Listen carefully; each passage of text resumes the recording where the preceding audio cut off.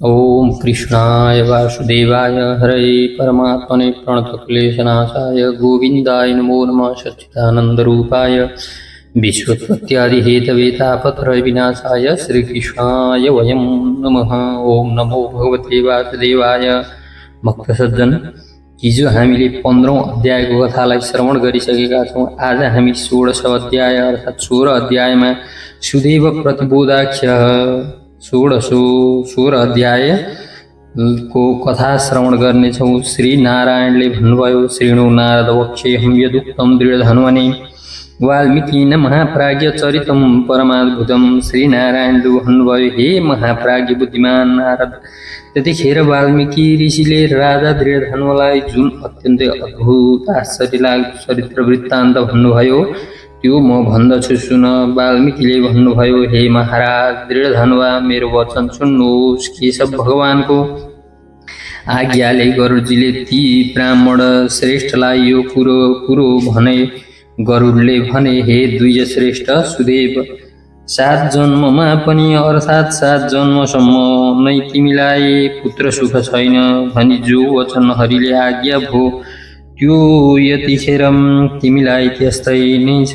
तैपनि स्वामीबाट आज्ञा भएकोले दयाले गर्दा म तिमीलाई छोरो दिन्छु। हे तपोधन तपस्वी सुदेव, मेरै अंशबाट बनेको छोरो तिमीलाई हुनेछ, जुन पुत्रद्वारा गौतमीका साथै तिमीले सत्य, साँचा, आशिष, मनोरथ पाउनेछौ।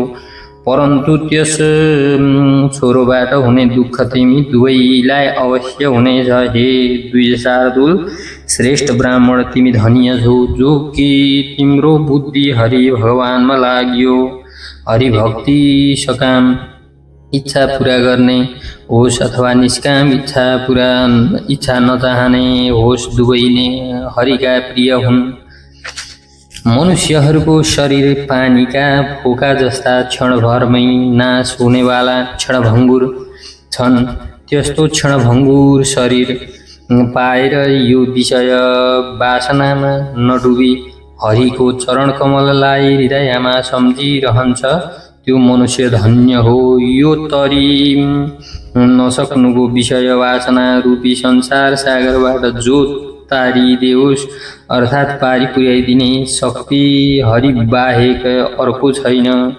हरि भगवानको नै केही कृपाले गर्दा मैले तिमीलाई छोरो दिएको हुँ। तसर्थ मनमा निरन्तर श्री हरि भगवानलाई धारेर अर्थात् सम्झिराखेर सुखपूर्वक चल यानी व्यवहार गर। विषयमा आसक्त नभइकन उदासीन विरक्तपनाले रहेर संसारबाट प्राप्त हुने सुख भोग। वाल्मीकिले भन्नुभयो, दाम्पत्योपश्यतो सद्यो दत्त्वा वरमनुत्तमम्। त्यस्तो अति उत्तम श्रेष्ठ वर दिएर ती दुवै दम्पतिले हेर्दै उतिखेरै गरुडद्वारा हरिभगवान झट्टै नै आफ्नो स्थान वैकुण्ठधाममा जानुभयो। यता पत्नी सहितका सुदेव पनि आफूले चाहे जस्तै वर पाएर आफ्नो घर आएर उत्तम गृहस्थाश्रमको सुख भोग्न थाले। आज भोलि गर्दै केही समयपछि गौतमीको भारी जीव भयो अर्थात् उनले गर्भधारण गरिन्।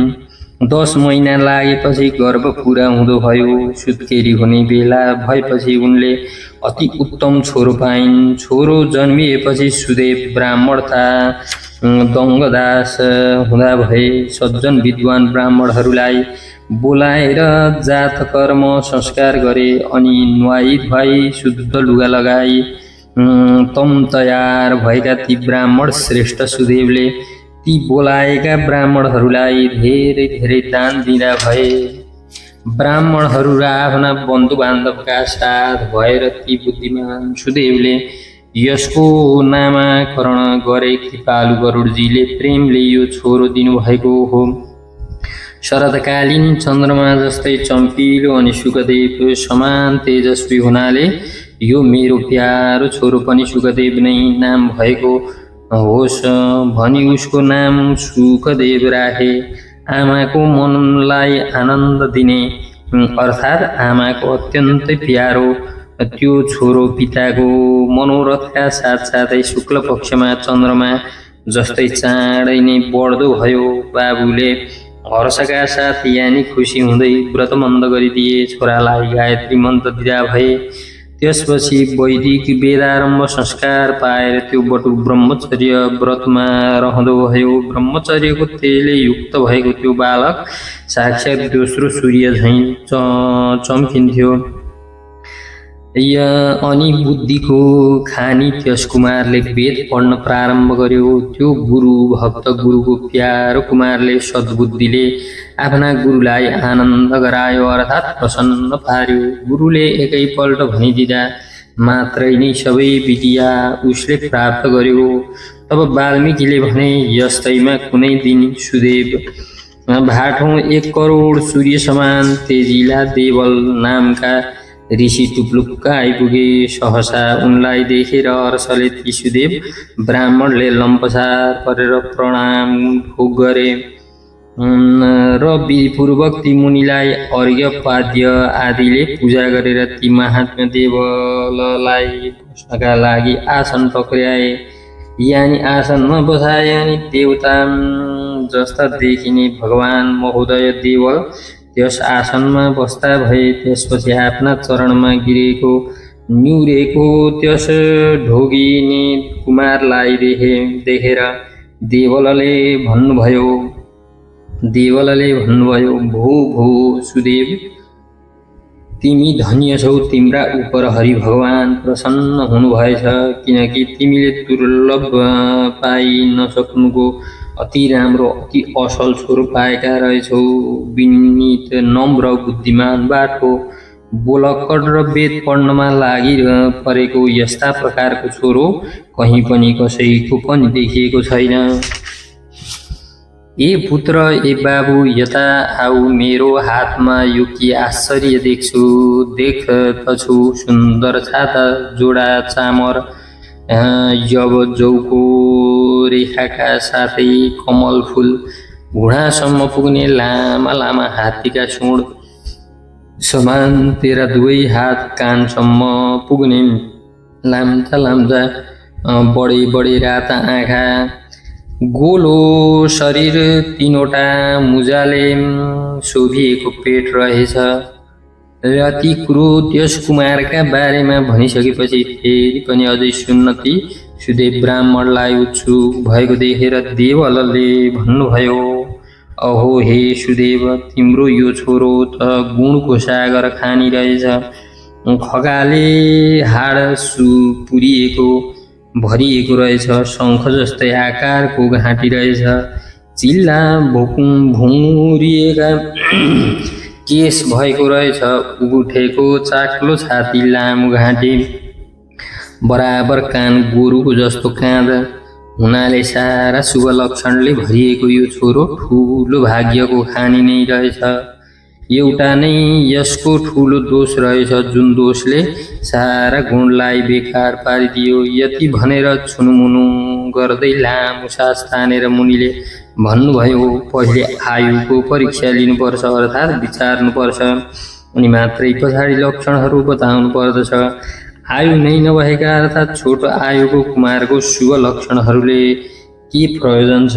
हे सुदेव, तिम्रो यो छोरो 12औं वर्षको उमेरमा पानीमा डुबेर मृत्युमा प्राप्त हुनेछ, यानी मर्नेछ। त्यसकारण तिमी मनमा शोक नगर्नु, किनकि हुने कुराहरू अवश्य नै हुन्छन्। यस कुरामा कुनै संशय शङ्का छैन।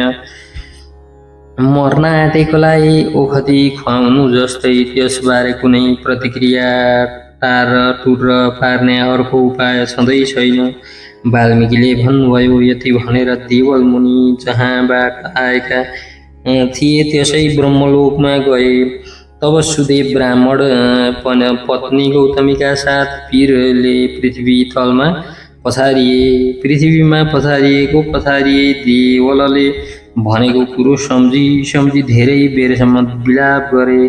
त्यसपछि उनकी पत्नी ती गौतमीले धेरै धैर्य धारण गरेर छोरोलाई आफ्नो काखमा राखेर प्रेमपूर्वक अति प्यारो गर्दै छोराको मुखमा मही खाइन्, अर्थात् चुम्बन गरिन्। र त्यसपछि उनले पतिलाई भनिन्, गौतमीले भनिन्, हे द्विजराज, हे ब्राह्मण श्रेष्ठ, नभई नछोड्ने वस्तु विषयमा डर मान्नु हुँदैन अर्थात् डराउनु हुँदैन। जो नहुनेवाला हो त्यो कहाँ हुन्छ र जो हुनेवाला हो त्यो मात्रै हुन्छ, नभई छाड्दैन। के राजा नल, रामचन्द्र, युधिष्ठिरहरूले दुःख पाएनन् र बलिराजा पनि बन्धनमा बाँधिए?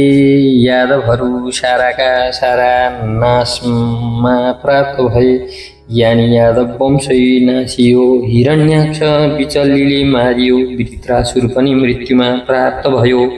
सहस्रार्जुन कार्तवीर्यको शिरै काटियो, रावणले पनि त्यही गति प्राप्त गर्यो अर्थात् उसका पनि शिर काटिए। रघुनाथ पनि वनमा जानकीको विरहमा प्राप्त हुनुभयो। राजर्षि परीक्षित पनि ब्राह्मणद्वारा अर्थात् ब्राह्मणको श्रापद्वारा मृत्युमा प्राप्त भए, यानी मरे। यसकारण हे मुनीश्वर, हे ब्राह्मण श्रेष्ठ, जो हुनेवाला छन् ती कुरा हुन्छन्। यसकारण हे नाथ, हे स्वामी, उठ्नुहोस् र सन्तान अविनाशी एवं सारा प्राणी मात्रको शरण आश्रय स्थान तथा अन्तमा मोक्ष मुक्ति पद समेत दिने यस्ता हरि भगवानको भजन गर्नुहोस्। वाल्मीकिले भन्नुभयो, आफ्नो पत्नीको यस प्रकारको वचन सुनेर ती सुदेव शर्मा स्वस्थ भएर र हृदयमा पनि हरि भगवानका चरण कमल कन राखेर, यानी भगवानका चरण कमलको ध्यान गरेर छोरोबाट हुनेवाला शोकलाई तुरुन्तै त्यागिदिए। इति श्री बृहन्नारदीय पुराणे पुरुषोत्तम मास माहात्म्ये नन्दिकेश्वरार्थे श्री नारायण नारद संवादे दृढधनुवोपाख्याने सुदेव प्रतिबोधो नाम षोडशोत्सव। श्रीकृष्ण गोविन्द हरे मुरारे, हे नाथ नारायण वासुदेव, अनंत वैकुंठ मुकुंद कृष्ण गोविंद दामोदर माधवेति। श्रीकृष्णार्पणमस्तु।